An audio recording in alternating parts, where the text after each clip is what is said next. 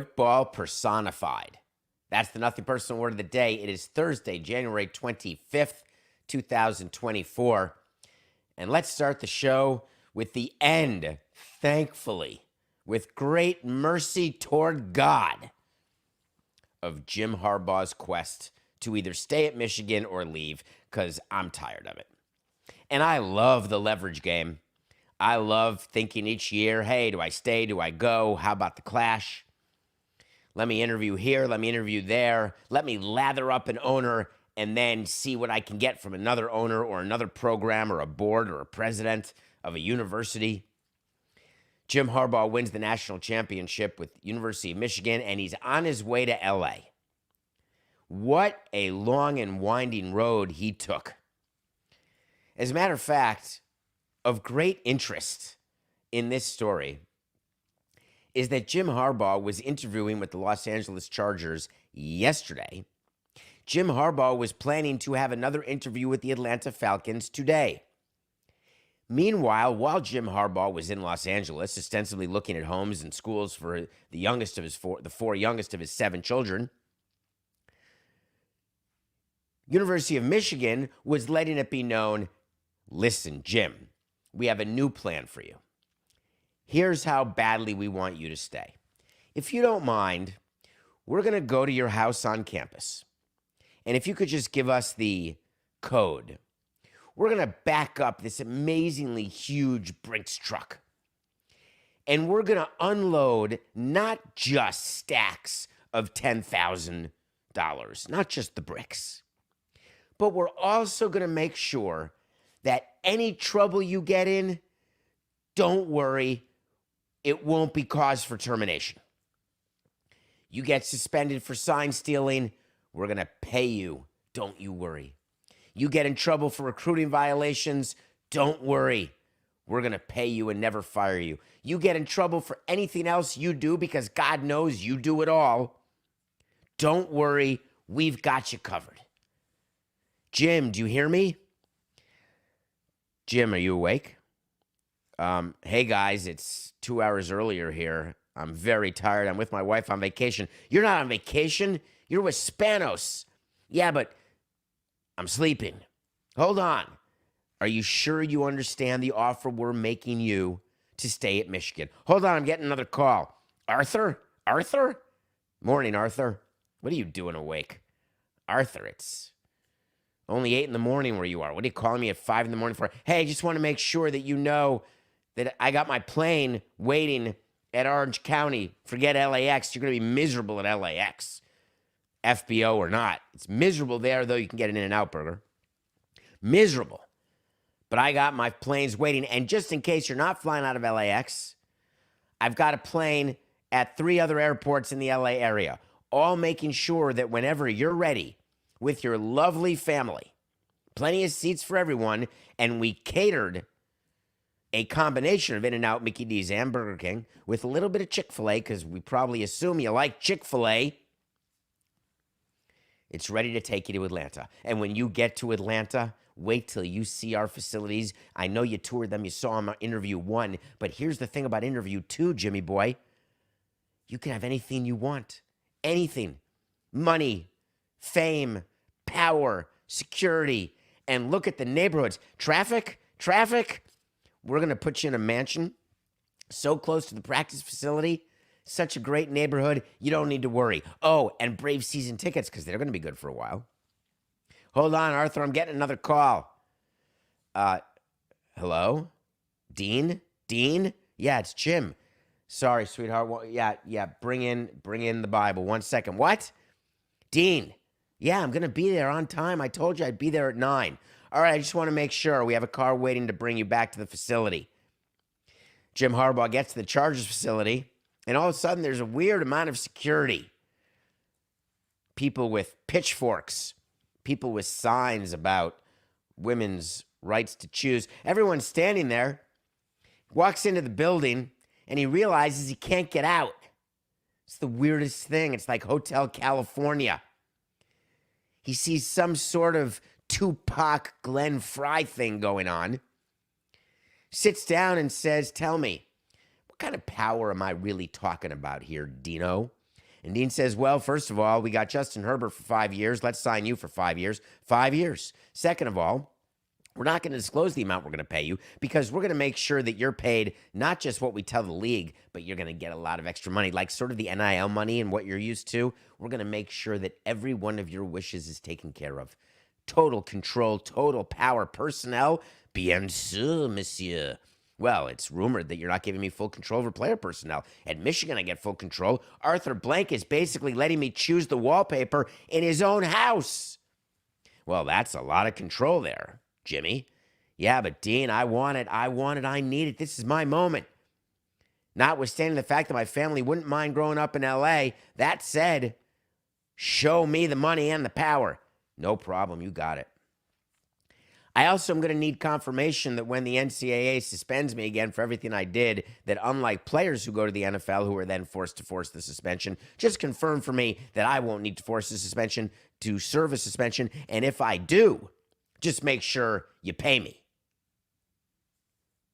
No problem, Jimmy. Jim Harbaugh was able to write his own ticket, and he decided that the Willy Wonka ticket he was hoping for and has been waiting for is in Los Angeles with the Chargers. Now, if you were given a choice to coach any NFL team, you base your decision on family, the age of your children, you base it on location, you base it on personnel. If you have a desire to win, you base it on the likelihood of winning during the course of your contract. You look at draft picks available. You look at minor league systems. You look at school systems. Oh, wait a minute. Total horse hockey. Players and coaches don't do that. They look at term of contract, amount of contract per year, and amount of power they get if you're on the coaching side. Frankly, in the NBA, the amount of power you get if you're on the player side matches with the max deal that you get. I mean, Harbaugh's no schlepper. Remember, he took the Niners to the Super Bowl and lost to his younger brother. Went to the NFC Championship 3 times. At Michigan, in 9 years, he only lost 25 games, won the national title. This is not someone who I don't think can coach. As a matter of fact, we heard the analyst named Troy Aikman, I believe, say, hey, whoever gets Jim Harbaugh, that's going to be a winning team. All I kept thinking about is the meeting, as you can tell, the meeting with Dean Spanos, the conversation with Arthur Blank, the conversation with the president at Michigan and the chairman of the board. I was just laughing about my head, the list that he sits around with his wife and young children and older children, including one who's a coach. Hey, well, what do we want exactly? And then someone raises their hand and says, hey, I want a Pop-Tart, but also, you got to make sure, Dad, you're bringing our Uncle Connor, aren't you? It's so important that he's there with you. Aunt Stallion and Uncle Connor to be helpful. He. Deflategate. Spygate. Bill Belichick is sitting with Arthur Blank saying, listen, I know that Harbaugh is way worse than I am, but I am stepping up my cheating game. I am not a booby prize here.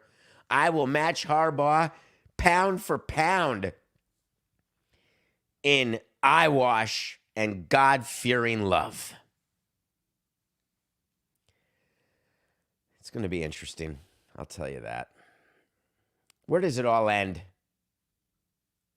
I got a crazy prediction for you, Coca, to end this little statement, catching you up on what happened with Jim Harbaugh.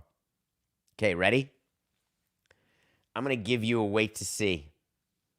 Wait to see when I tell you something's going to happen. If it does, great. If it doesn't, fine. I have a wait to see from years ago that I've never forgotten. That Luka will win an NBA championship with the team he's on before Trae Young wins an NBA championship with the team he's on. That's still pending because so far neither have won an NBA championship. Are you ready for this one? John Harbaugh will win a Super Bowl championship before Jim Harbaugh, unless you think that this is me joking with you because John Harbaugh has his team in the AFC Championship this coming weekend against the Chiefs, where we're going to preview the game tomorrow. The wait to see doesn't start until next season. So I don't get credit if the Ravens win the Super Bowl this year. After this season, John Harbaugh, as a coach in the NFL, will win a Super Bowl before his brother Jim Harbaugh. Jim's going to come back into college and realize, wow, I sort of like that whole college thing where I could really manipulate everyone and I didn't have to worry about Roger Goodell or any other owners. Coaches are funny. You know, young coaches who come up from the video room, Eric Spoelstra, you come up, you become a Hall of Fame coach, you win a bunch of titles, you try to hang on to times past, try to remember the little guy, try to be nice to as many people as possible. Hey, you got a chance. Other coaches come from coaching families or different pedigrees. They get success early. They become ornery late. Some of them prefer winning. Some prefer money. Coaches are always in danger. Because at the end of the day, the love that owners have for coaches, it tends to disappear. And the Popovich, the Belichick, even the Spoelstra now, believe it or not, these are rarities.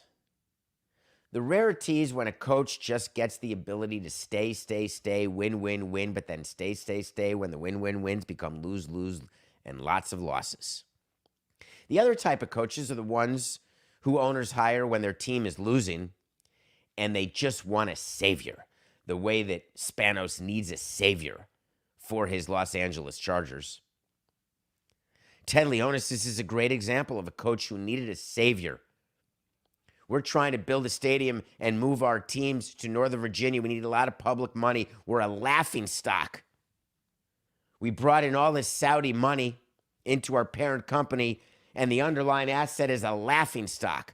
We traded for Jordan Poole. I'm an idiot. We're a laughing stock.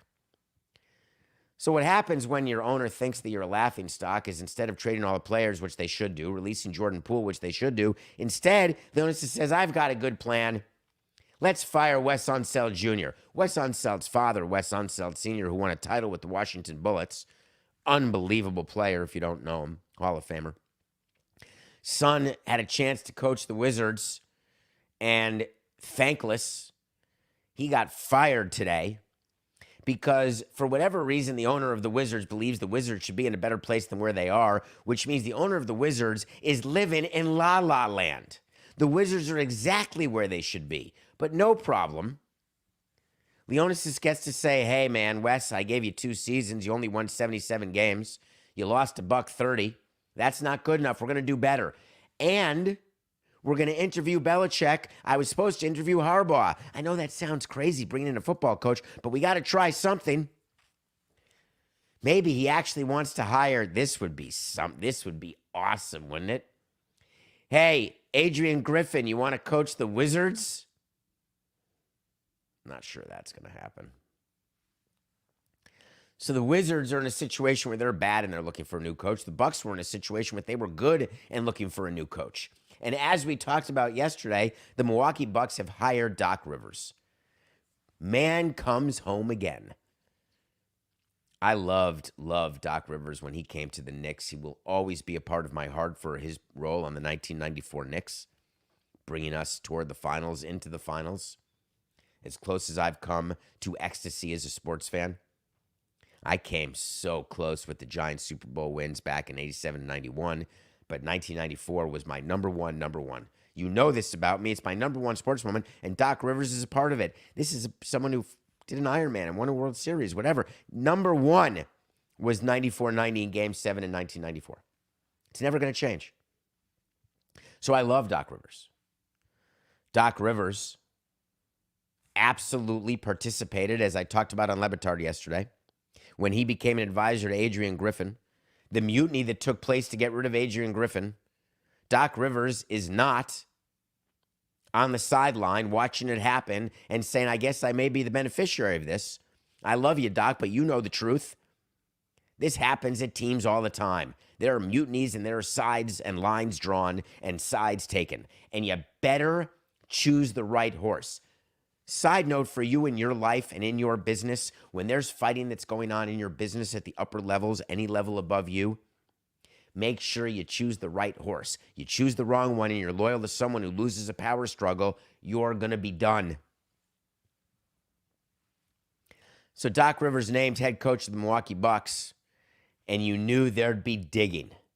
And boy, was there ever. Words already come out that everything that we talked about, the mutiny on Michigan, it's exactly what happened. There's no salacious or prurient action or story of what Adrian Griffin did. It turns out that Drew Holiday, Chris Middleton, and Giannis, this I couldn't believe when I read. When the Bucks were looking for a new coach after they manufactured the firing of Budenholzer after the first round loss to the Heat, those players were involved in the interview process. I was stunned into silence. For all of you speaking heads out there who want to talk to me, oh, the NBA is not full of player empowerment, you've got this totally wrong. The number of active MLB players involved in managerial searches in the official interview process, 0. The amount of football players involved in the actual interview process, 0. Are there some players who were consulted by owners during the course of the process? You're goddamn right there are. Sorry, I don't mean to swear, but that was a little few good men in me. But actually being part of the official interview process, I can't even. So Doc Rivers comes in as a quote-unquote consultant, advisor, which is code for, I'm going to take your job soon, boy. Now is Giannis happy? You think Middleton's happy? Holiday doesn't care. He was traded. What the Bucks are trying to spin the yarn, and this is what you're going to read now today. Doc Rivers, during his first press avail, is going to say, hey, I had nothing to do with the firing of Adrian Griffin. As a matter of fact, I feel responsible. I feel badly that he lost his job. I was brought in to advise him, and I wish I could have advised him better. Horse hockey. It only took me 43 games, and they were 30-13. So he'll meet the media. That'll be good. Then the players are going to be interviewed because they're going to have to talk. And they'll talk about Doc. And they'll say, listen, our focus, we simply want to be better. Giannis, like what you said earlier in the season, the equipment manager has to be better. The players have to be better. The coaches have to be better. The fans have to be better. Everyone's got to be better. Do you still feel that way? Or does Doc Rivers cure all that? Does bringing in Doc Rivers mean that your jock straps are being folded the proper way at the moment? Or that they're using a little bounce to make things nice and soft down there, south of the border? What exactly does Doc Rivers do that makes everything else better? Maybe there'll be better practices run. Maybe Doc Rivers will listen to you more. Lopez wants to defend a certain way. Giannis wants to do a pick and roll a certain way. Dame Lillard's got to figure out defense, offense, special teams. Doc Rivers is going to come in. I am your savior. I just spoke to Jim Harbaugh. We pray to the same God. We're good, man. Hey, Doc, how's your success been? I won an NBA title. As someone who's parlayed one ring into a career, I get it. You can parlay one ring. He won. He won with the Celtics. There is no taking that away. I won't take it away. But boy, am I reminded time and time again about my failure after the 03 World Series. Of course, I get to respond with the number of team presidents who have 0 rings. Yeah, but they were in the playoffs 10 times. Don't care. No rings. It's all about the ring. Doc says, look at my ring. I happen to see that Celtics ring up close on a player who I was, look at me, Louis, spending some time with. It's a nice ring.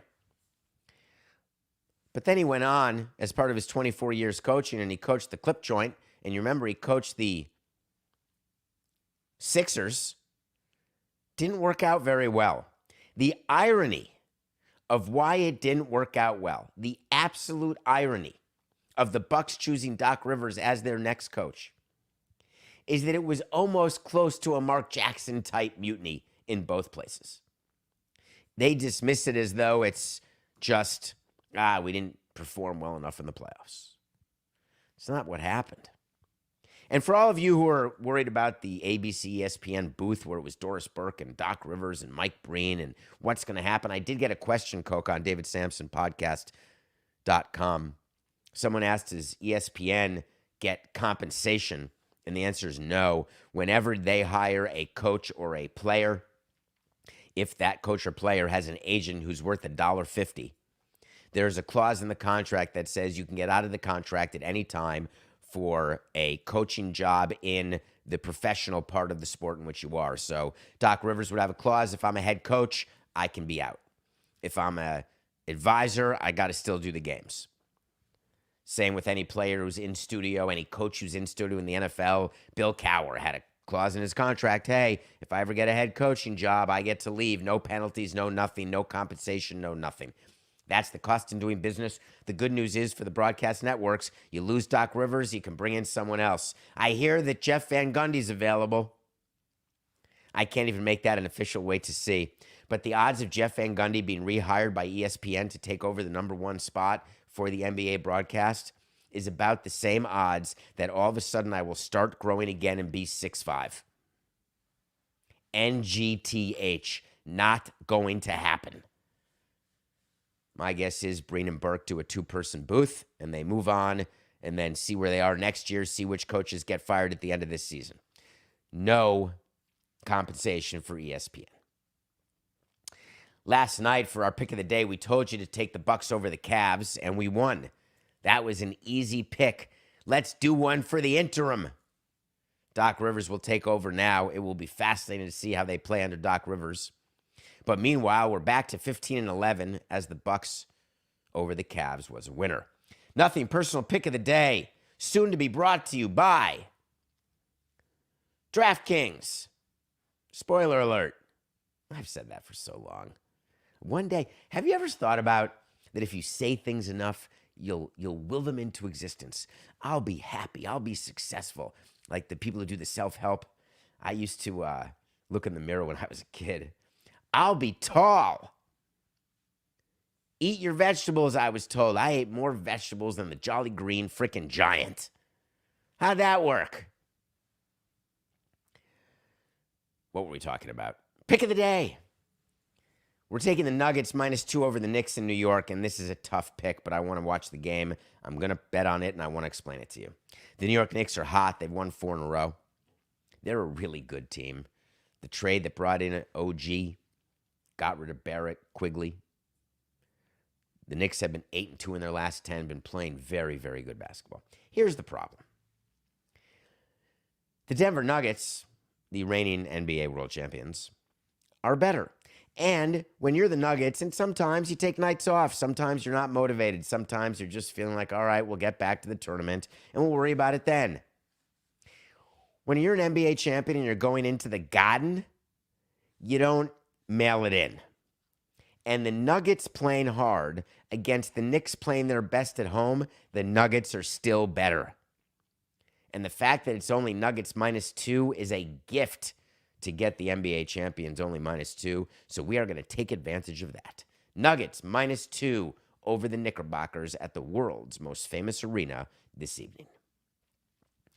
All right, when we come back, we're going to review our number 13 movie. There's a spreadsheet that we have where we are choosing one of our top 100 movies to review every Thursday for 100 weeks.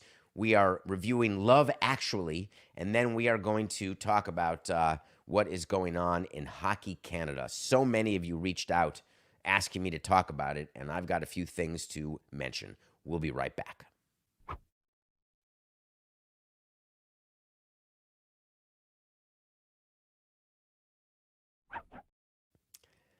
Welcome back to Nothing Personal with David Samson.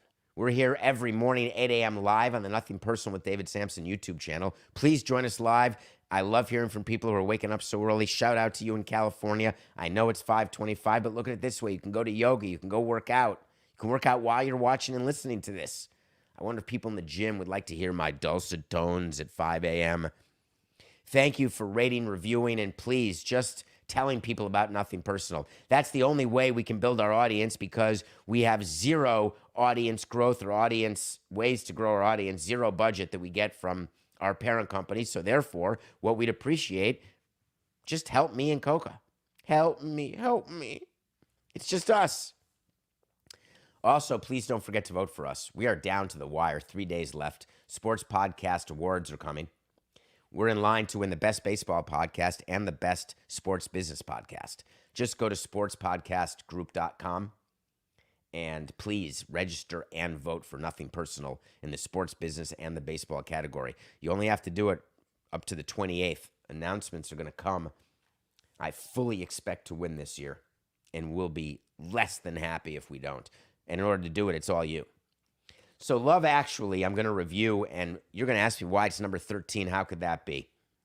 For those of you new to the show, you may not know why Love Actually is 13. For those of you who've been with us since October 14th of 2019, as we are on our 976th regular episode, plus all the mailbags, plus all the sit-downs, well over 1,000 episodes we've done of this show. Coke and I, every one of them. Well, once Coca took a day off and we got someone else to produce. Maybe 2 sit-downs and a mailbag or something, Coca. My guess is you haven't missed more than 5 shows out of the over 1,000 I've done, at most. For those of you who have been with me, you know why Love Actually is 13, and you may ask why it's not even higher. I will never forget the first time I watched Love Actually. I don't think about things as Christmas movies like Die Hard. It's a Christmas movie. Or Love the Coopers. It's a Christmas movie. I think about movies about family. I think about movies about love. I think about movies about connection. And my threshold is, do I buy in? And how much do I buy in? Hugh Grant is the prime minister. Bought in. Hugh Grant falling in love with Martine McCutcheon. Bought in. Colin Firth getting cheated on and then going to meet a girl who speaks no English. Falling in love when they speak not the same language at all. Buy in. A guy holding up a sign because he's in love with his best friend's wife. Buy in. A stepfather trying to figure out how to raise a kid when his wife just died, the kid's mother just died, no clue how to do it. Buy in. There's not one storyline. People going to Milwaukee. Yes, Colin went to Milwaukee to meet Alicia Cuthbert and the other women at Bar Milwaukee. The only thing I didn't like about Love Actually is when he lands in Milwaukee, it's not General Mitchell Field. It doesn't even look like General Mitchell Field. Clearly, they didn't have the budget to go to Milwaukee and film, so they pretended. But why couldn't you Google what General Mitchell Field looked like? Anyway, Love Actually has stories that are intertwined. If you're one of the few people who hasn't seen it, watch it today. I'm thinking of moving it higher on my list, except my top 13 is so good. So good in my mind. I just loved every story, actually. Every single one. Okay. Eric O'Brien, are you listening? Eric O'Brien is a listener to Nothing Personal. And he knows that we use the random number generator on the phone, and I called out for help. I said, please, how do we do it so I can take into account the numbers that I've already reviewed? And Eric O'Brien came up with a spreadsheet. Coca, show us that spreadsheet. Look at that. This is Eric O'Brien, who came up with a way that Coca's going to click a number live every Thursday at around 8:26 to 8:29, depending on how long, where the break is, and will tell us what movie we're reviewing next. Coca, click it. Slumdog Millionaire, number 25. Look at how amazing that is. I don't have to show you my phone on camera, and now we X out movies that we've already reviewed so you can see on the spreadsheet what movies we have reviewed out of our top 100 in terms of the number, and it's all on davidsamsonpodcast.com right now because we show you all our wait to sees. We show you everything.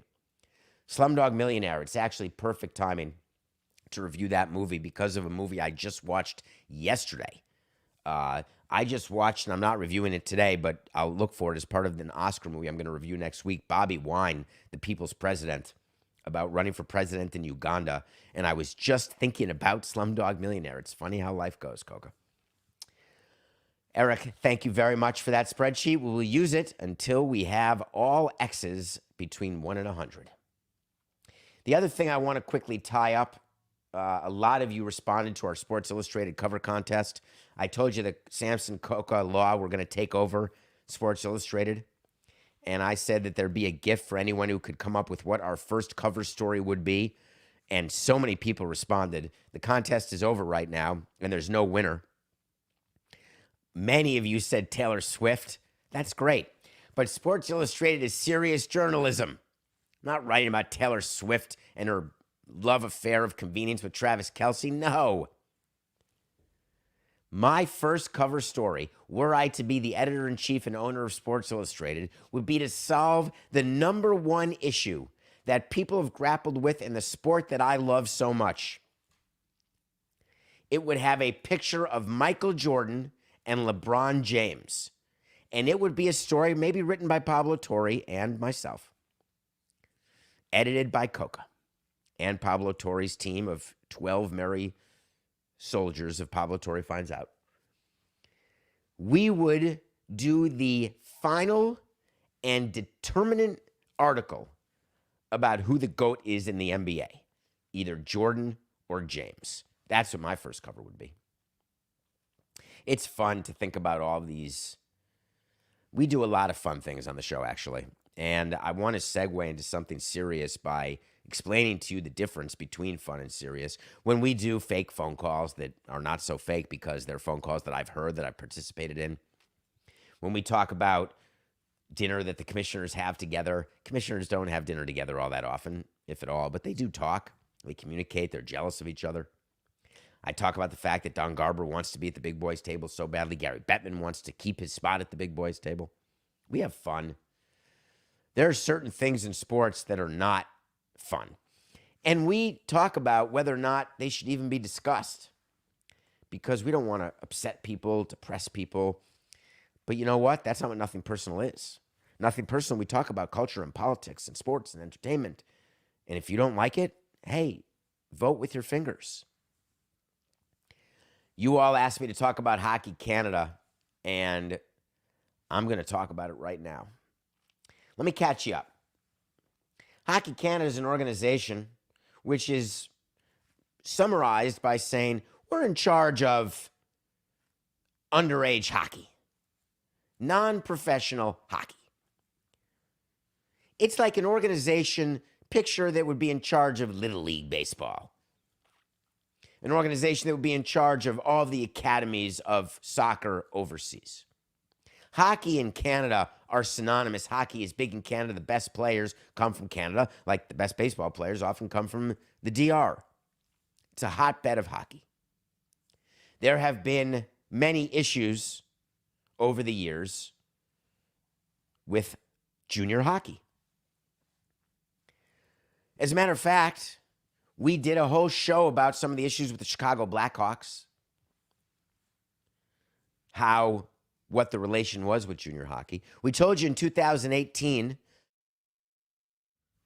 there was some sort of accusation by an unnamed woman who claims that she was brutally sexually assaulted by multiple junior players. It was a big enough story that sponsors of Hockey Canada, funders of Hockey Canada, like Bauer, a company you may never have heard of, that is a huge hockey equipment company. Nike, you may not have heard of it. They do footwear. They used to be involved with someone like a Tiger Woods. Pulled their support of Hockey Canada because their view was that the behavior was unacceptable. The oversight was unacceptable. Like with many other things that happen, like genocides across the continent, we look at it, we think about it, we get upset about it, and then it keeps happening, and we move on with our lives. Not many of you or me gave thought to Hockey Canada until recently something strange happened in the NHL. And all of a sudden, five players from Canada's 2018 World Junior team, who they were on the road, and then this assault happened, and this assault was completely covered up, swept under the rug. There was a settlement done. The woman sued, the girl sued, and it was totally settled. That's it. Hush money. What do you think, Trump invented it? It's been going on forever. Think Vince McMahon invented it? So hush money's paid. Everything's done. Thank God we don't have to think about it. And in the meantime, what Hockey Canada is going to do is they're going to go into rehab. When organizations go into rehab, when people go into rehab, it's easy. You get caught cheating, you're in sex rehab. You get caught with a DUI, you're in alcohol rehab. You get caught with a needle and you're not dead, you're in drug rehab. Easy peasy.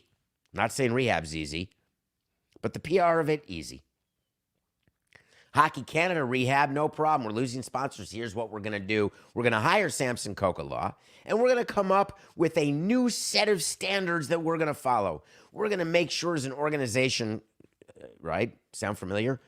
Commanders, sound familiar? Mavericks, sound familiar? All of the major organizations of professional sports leagues who have problems with their culture, who then say, oh, we're studying it. And we're going to make sure that we've got a chief people officer who people are comfortable going to. It's all eyewash. But Hockey Canada said, hey, we've got this. As a matter of fact, we've got it so well that we are going to make sure that we're going to meet all conditions. We want our funding to get restored. So we're going to sign something called the Abuse-Free Sport. We're going to implement all recommendations from this independent governance review, and we're going to keep updating the federal government. But please, man, we need our funding. And of course, the provincial and the federal government in Canada says, hey, Hockey Canada, hey, we can't let it die. We just have to say, hey, they're better. It's all better. We're good. Bauer back, Nike back, all those companies after January 6th. We will not support the politicians who participated in the insurrection. All right. Everyone forgot about it. February 7th comes along. We're back, baby. We got to give money to these politicians because we've got lobbying issues on the Hill. This is not just North America. This is not just Canada. This is not just Africa. This is the way of the world. This is the business of politics. So Hockey Canada gets its funding back. Everything's coming up roses. Until a little town called London, Ontario. If you've never been there, you should go there. I love it there. Police in London, Ontario decided, you know what? We're going to launch a little investigation into what happened in 2018. Something doesn't seem right. This case got settled. There's this woman here who claims that she got absolutely assaulted by multiple players. London, Ontario launches an investigation in 2022. All right? I wonder what that investigation is going to lead to. Then some weird stuff happens in the NHL. Very weird. 2 members of the New Jersey Devils disappear, 1 member of the Flyers and 1 member of the Flames. If you're a fan of the Flyers, Carter Hart, gone. How about Dylan Dubé, the Calgary Flames? Gone. All of them together, but separately with different reasons. What a strange thing for a player to be granted indefinite leave right around the time that there's an investigation going on in London, Ontario. And wouldn't you know it? Do you know what the Calgary Flames did? They put Dubé on leave, their player, and they said he's got mental health issues. How dare you? How dare you say that he's got mental health issues, trying to cover up the fact that he is involved purportedly in a sexual assault? There are people with real mental health issues. I do not like when players or teams use mental health as an excuse, as a cover-up. Why? Because it's the new, oh, my back hurts, my sphincter hurts. Prove it. Can't, just hurts. We can't give an MRI of your sphincter. We can't give an MRI of your brain. We can't do an MRI of your back. Oh, you got a broken vertebrae. Yeah, that'd be real. I'm not saying the players don't have hurt backs or hurt sphincters, and I'm not saying they don't suffer from mental health issues. I'm saying there's no way for teams, leagues, or the press to prove it. So shame on the Calgary Flames for doing it that way. The Flyers just did another way. Just, hey, personal leave of absence. See you later. Of course, the players haven't been named. The allegations against the players, and there were 8 of them, 4 in the NHL, nobody's got names yet. Nothing's been proven in the court. There hasn't been a trial. Everybody's innocent till proven guilty. But yet the NHL and the teams said they'd heard enough to get those players out of there. What kind of limb am I on in your mind? Is it shaky? After listening to all these years of nothing personal, have you started to believe that coincidences don't just happen? 4 people from the NHL disappear. They were all on the same Canada junior national team. Yet they had nothing to do with it. It just so happens that those 4 players at the same time, the allegations in London, Ontario, for a case that they thought they had gotten rid of, coincidentally, they needed some personal time. It's almost the definition of horse hockey. Hockey Canada said, we're going to get rid of our CEO. We're going to hire a woman. She's going to clean it up. The NHL is going to get rid of the players. They're going to wait for it all to happen. Gary Bettman, the commissioner of the NHL, he says, hey, this is very bad. We went through this with the Blackhawks. We keep going through all this abuse that's going on with junior players. They're being abused, then they're abusing, there's sexual assault, there's rape, whatever there is. This is terrible. We want families to have their kids playing hockey. We need hockey fans. We need more broadcast revenue. I want to be the NBA so badly I can taste it. Here's what we're going to do. Let's release something today to get some of them Mormons excited. Is that unbelievable that yesterday the NHL had released a huge packet by the owner of the Utah Jazz about expansion of the NHL in Utah? What a funny time for a huge diatribe to come out when Gary Bettman hasn't said word one, hasn't had a statement about what's going on in London, Ontario.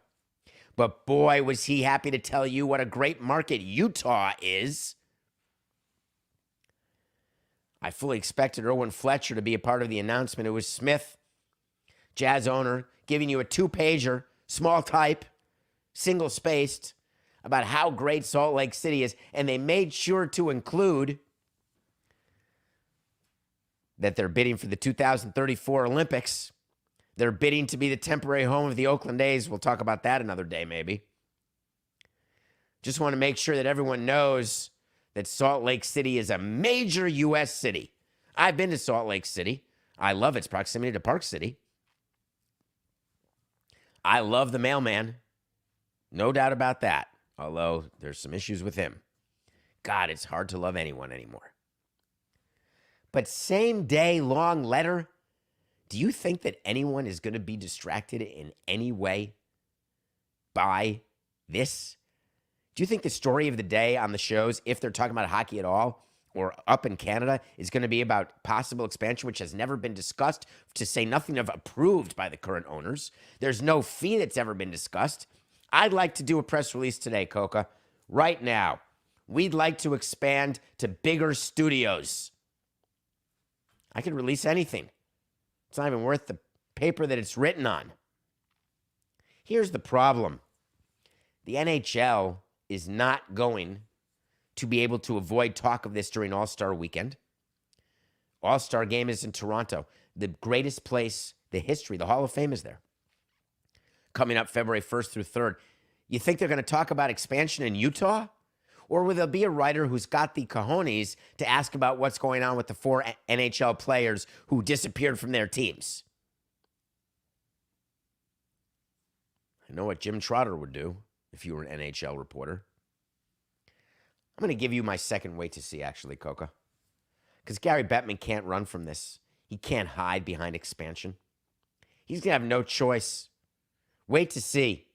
The NHL will suspend the 4 current NHL players, whether they're charged or not, in London, Ontario. He will have no choice but to suspend them for their actions when they were part of World Junior Hockey in Canada. You can try to hide all you want. But when it comes to certain things like sexual assault, thank God that's the way we are now. There shouldn't be any hiding from that. Even if you believe. We'll be back tomorrow. We will have a preview of the NFC and AFC Conference Championships. We will be diving deep into what Roger Goodell and how the meetings are going with the referees for both those games. Can't wait to do it. In the meantime, have a safe day. Thanks for voting for Nothing Personal on sportspodcastgroup.com. And remember, it's just business. This is nothing personal.